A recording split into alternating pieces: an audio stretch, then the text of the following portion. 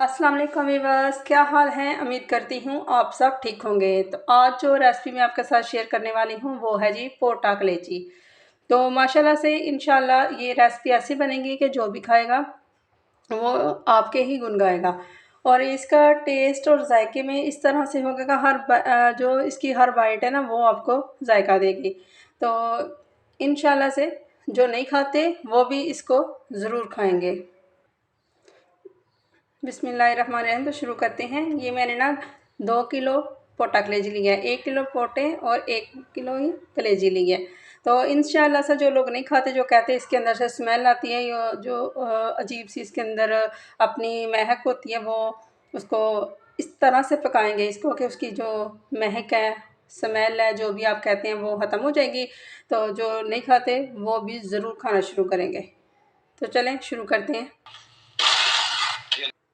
अब सबसे पहले हम क्या करेंगे कि इस पतीले में ये जो पोटा और कलेजी है इसको मैं डाल दूंगी।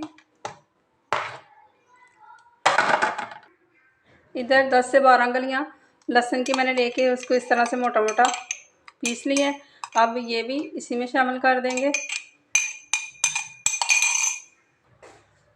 अब मैं इसके अंदर एक भर के सूखा धनिया का चम्मच डाल दूंगी, जो कि क्रश किया हुआ है, भुना हुआ है, भून के तो इसको क्रश किया हुआ है। फिर इसके साथ ही 1 चम्मच भर के हल्दी का ऐड कर देंगे। अब मैं इसको चूल्हे पे चढ़ाऊंगी पकने के लिए। इसमें हम पानी भी नहीं शामिल करेंगे और नमक भी नहीं शामिल करेंगे। ये खुद ही अपना पानी छोड़ेगी, उसमें पकेगी थोड़ी देर के लिए। अब हम चूल्हा ऑन करते हैं, तो इसको डाल कर रख देते हैं।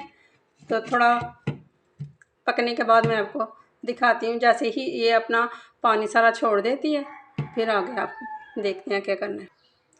इसको मैंने मीडियम आंच पे रख दिए। अब इसको हम एक बार हिलाएंगे और फिर इसको अपने पानी में पकने के लिए रख दें, कि पानी तो हमने इसमें शामिल करना नहीं है।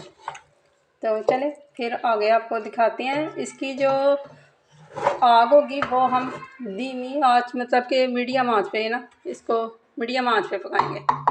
तो चले फिर आपसे दोबारा मिलते हैं।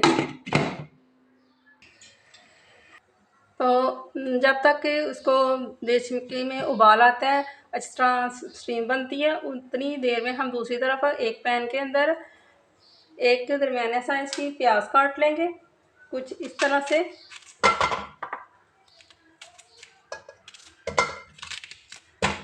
ये देखें इस तरह मोटा मोटा ही, क्योंकि हमें उस तरफ इसको गलाना है और बाद में हम इससे ना ग्राइंड करेंगे, ठीक है। और ये ही, और इसी तरह से मोटा मोटा टमाटर भी काट के, जो कि 3 अदद दरमियाने साइज़ के थे, वो भी मैं इसमें शामिल कर दूँगी। और इसके बाद 7 से 8 अदद मेरे पास ये सब्ज़ मिर्ची हैं, जो कि ज़्यादा तीखी नहीं है, वो भी इसमें शामिल कर देंगे। और ये जो लहसुन के जमे हैं वो भी इधर शामिल कर देंगे। अब मैं 1 गिलास पानी इसमें डालूँगी और फिर इसको बॉयल आने तक छोड़ देंगे। ठीक है जी, मैं 1 गिलास पानी शामिल करती हूँ और इसको उबालते हैं। जैसे ही ये उबलेंगे, थोड़े नरम पड़ जाएंगे, फिर हम इसको ग्राइंड करेंगे। तो जी इधर हमारी दोनों साइड चूल्हे की मैंने जला दी है। एक साइड पे मैंने पोटा कलेजी रख दी है स्टीम आके पकने तक, ठीक है। उसमें मैंने अलग से कोई पानी शामिल नहीं किया। तो इधर दूसरी तरफ लहसुन, प्याज और उसके बाद हरी मिर्चें, टमाटर, वो भी 1 गिलास पानी डाल के इसको भी बॉयल आने तक के लिए छोड़ दिया है, जब तक कि ये कुछ नरम नहीं हो जाते। जैसे नरम हो जाएंगे, उबल जाएंगे, तो फिर इसको हम उतार लेंगे। तो इधर जी 10 मिनट हो गए हैं इनको पकते हुए। अब मैं इनका जो पानी है ना वो निकाल लूँगी।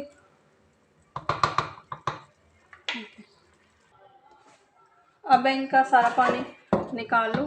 ये देखें, इसके अंदर जो इसकी स्मेल थी ना वो भी ख़त्म हो जाएगी इस तरीके से पकाने से।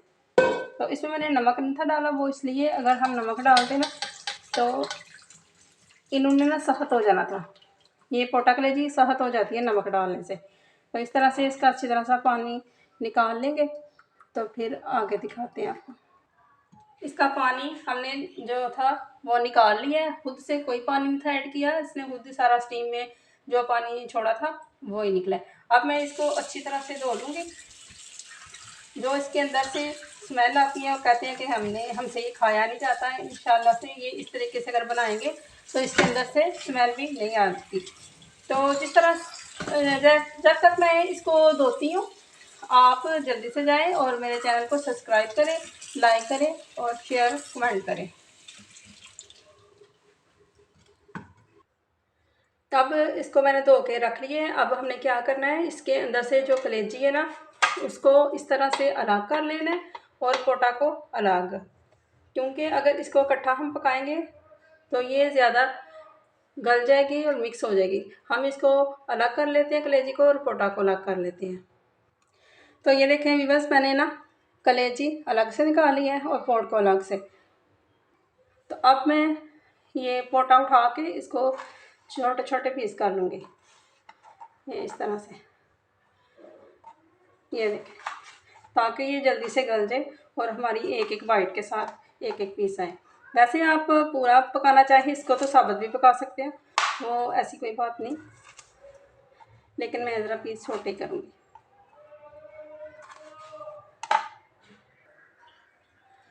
तो इधर भी बस मैंने पोटा इस तरह से काट के सारी रख लेती है, जैसे एक नवाला होता है ना, नवाले में पीस आता है, उतने उतने पीस के छोटे छोटे पीस मैंने करके रख लिए। अब कलेजी और पोट को मिक्स नहीं करना, इसको अलग अलग रहने देना।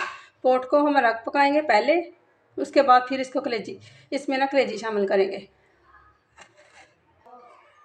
तो इधर जो हमने लहसुन प्याज रखा था वो हमारे उबल चुके हैं, नरम हो चुके हैं। अब इसको थोड़ा ठंडा होने देते हैं, फिर इसको जग में डाल के ग्राइंड कर लेते हैं। तो अब ये जो लहसुन प्याज ठंडा हो चुका है, अब इसको मैं निकाल के तो जग में डाल लूँगी और फिर इसको हम ग्राइंड कर लेते हैं। चलिए जी, इसको ग्राइंड कर लेते हैं।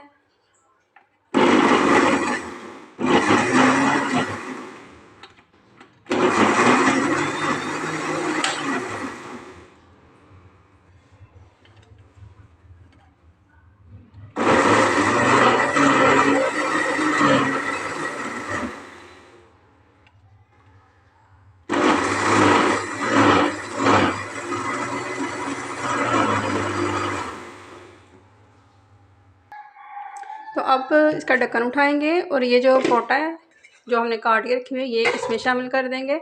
और आपको पता है अभी तक हमने नमक शामिल नहीं किया, तो आप भी नहीं करेंगे। अब इसके अंदर ये जो लहसुन प्याज और टमाटर मैंने ग्राइंड किए थे सब्ज़ मिर्चों के साथ, तो वो भी इसमें शामिल कर देंगे। इसके अंदर जो हम मसाले ऐड करेंगे वो है जी 2 टेबलस्पून मैंने मिर्च डाली है, ये मीडियम साइज़ में, भर के नहीं डाले ना। और 1 टेबलस्पून इसमें नमक डाला है, 1 टेबलस्पून मैंने इसमें कूटा भुना हुआ धनिया डाला है और 1 टेबलस्पून ही ज़ीरा, जो कि मैंने खुद से घर में भून के इसको क्रश किया हुआ है, और 1 टेबलस्पून ही इसमें मैंने हल्दी ऐड की है।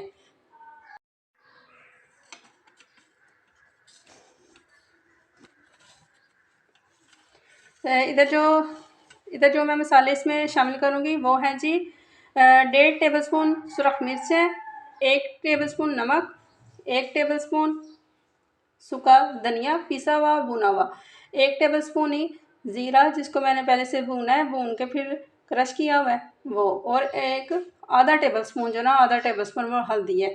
तो ये मसाले मैं अब इसी पोटा के अंदर, जिसमें मैंने लहसुन प्याज और सब्ज़ मिर्चें अदरक वगैरह को उबाल के ग्राइंड किया हुआ है वो शामिल किए हैं, और अब ये मसाले भी इसी में डालते हैं। तो चले जी, ये मसाले इसमें शामिल कर देते हैं। अब इसके साथ ही हम इसमें थोड़ा सा पानी शामिल कर, तो 1 गिलास में इसमें पानी का शामिल कर देती हूँ, और अब इसको हिला के अच्छी तरह से मिक्स कर लेते हैं। अब इस सारे मसाला जात को और पोटा को हम मिक्स कर देते हैं और आंच जला देते हैं, इसके नीचे चूल्हा जला देते हैं और इसको कवर करके रख देते हैं तकरीबन 10 मिनट के लिए। अगर हम कुकर में गलाएंगे तो तकरीबन 5 मिनट में गल जाएगी, और अगर इस पैन में हम पकाते हैं तो तकरीबन 8 से 10 मिनट लगेंगे। तो इसके दरमियान में ये पोटा जो है ना वो गल जाएगी। तो कलेजी इसमें नहीं डालनी, वो बाद में डालेंगे। चले जी, कवर करके रख देते हैं, चूल्हा जला देते हैं। तो बस 10 मिनट हो चुके हैं। तो अब देखें माशाल्लाह से ये पानी हमारा खुश्क हो चुका है, हल्का हल्का पानी रह गया है, तो जो पोटा है वो भी हमारी गल चुकी है। अब मैं इधर इसके अंदर 1 प्याली घी डालूँगी। तो याद रखना है इसके अंदर आपने दही नहीं डालना, क्योंकि ये ग्रेवी वाला दार मसाले वाला सालन बन रहा है। अगर कढ़ाई बनाते तो फिर उसमें हम दही शामिल कर लेते। ये सिर्फ हमने इसके अंदर जो मसाला बना है वो प्याज, टमाटर, लहसुन, अदरक का और सब्ज़ मिर्चों का। तो अब मैं इसके अंदर घी शामिल करने लगी हूँ, 1 प्याली भर के। ये जी 1 प्याली भर के इसके अंदर घी का शामिल कर देते हैं और अब इसकी हल्की सी भुनाई कर लेते हैं। और इसके साथ ही इसमें हम ना जो कलेजी है वो भी शामिल कर देंगे। तो ये जी कलेजी भी इसके अंदर शामिल कर दी। अब इसकी बुनाई कर लेते हैं और इसमें ना तो ज़्यादा लंबा शोरबा करेंगे और ना ही बिल्कुल खुश्क बनाएंगे। जिस तरह ढाबा स्टाइल होती है ना, बिल्कुल वैसे ही बनाएंगे। ये देखें। तो चलें इसकी अभी अच्छी तरह से हम बुनाई कर लेते हैं। तो ये देखें भी बस पोटा और कलेजी की बुनाई हो चुकी है। अब मैं इसके अंदर थोड़े से और मसाले ऐड करूँगी, जिसमें गरम मसाला और काली मिर्च है। तो एक बात मैं और आपको बता दूँ, अगर जब भी आप घर में बनाएं तो इसके थोड़ा सा स्पाइसी बनाना है, फीका नहीं बनाना, ठीक है। तो ये देखें तकरीबन 1 टीस्पून के बराबर इसमें मैं काली मिर्च शामिल करूँगी और ये 1 टीस्पून के ही मुताबिक इसका मैं ना इसमें पिसा हुआ गरम मसाला ऐड कर देती हूँ। और उसके बाद इसमें हम थोड़ी सी सूखी मेथी वो भी शामिल कर देंगे। इस तरह से इनको हल्के हाथ से मिक्स कर लेंगे ऐसे। इसके बाद इसमें सूखा धनिया और सब्ज़ मिर्चें। तो ये जी थोड़ी सी मैं इसके अंदर सब्ज़ मिर्चें और थोड़ा सा सूखा धनिया वो भी शामिल कर देती हूँ। तो अब आपको डिश आउट करके तो दिखाते हैं। तो ये देखेंगे बस, अब मैं इसको थोड़ी देर के लिए ना दम पे लगाऊंगी, ठीक है। ये इसके अंदर मैंने हल्का सा पानी शामिल किया है। इसको थोड़ी देर के लिए दम पे लगाएंगे ताकि इसका जो घी है वो भी सेपरेट हो जाए और बाकी फिर आपको दिखाते हैं। और इसको बिल्कुल खुश्क नहीं करेंगे, सुखाएंगे नहीं, ये थोड़ा सा ना इसकी ग्रेवी रखेंगे ताकि निवाले के साथ खाने में और रोटी के साथ खाने में मज़ा आए और हमारा जो रोटी का नवाला उसके साथ मसाला लगे। तो बस इसको मैं 5 मिनट के लिए दम पे लगाऊंगी, फिर आपको दिखाती हूँ। तो चलिए बस डिश आउट करते हैं। तो ये देखें मैंने बिल्कुल से मसाला खुश्क नहीं किया, हल्का हल्का सा इसमें ग्रेवी रखी है ताकि रोटी खाते हुए बंदे को मज़ा आ जाए। जिस तरह के ढाबा स्टाइल होता है उनके पास ये कलेजी और पोटा होती है, उसमें हल्की सी ग्रेवी होती है। तो ये देखें, अब मैं इसको थोड़ा सा गार्निशिंग करती हूँ। ये मैंने थोड़ी सी सब्ज़ मिर्चें और धनिया बचा लिया था, तो वो अब इसके ऊपर डाल देते हैं। ये देखें इस तरह से। तो एक बार फिर आपको याद करवा देती हूँ, अगर आज की रेसिपी आपको पसंद आए तो इसको लाइक, शेयर, सब्सक्राइब जरूर कीजिएगा और मेरे फेसबुक पेज पे जाके तो इसको फॉलो भी कीजिएगा ताकि जैसे मेरी नई वीडियो है वो आप तक जल्दी पहुंच जाए और आप उसको देखें और एंजॉय करें। तो इस रेसिपी के साथ आप भी बनाएं, खाएं और एंजॉय करें। मुझे दुआओं में याद रखें। तो उसके साथ ही मैं आपसे इजाज़त चाहती हूँ। एक नई रेसिपी के साथ आपकी खिदमत में दोबारा हाज़िर होंगे। ओके जी, अल्लाह हाफिज़।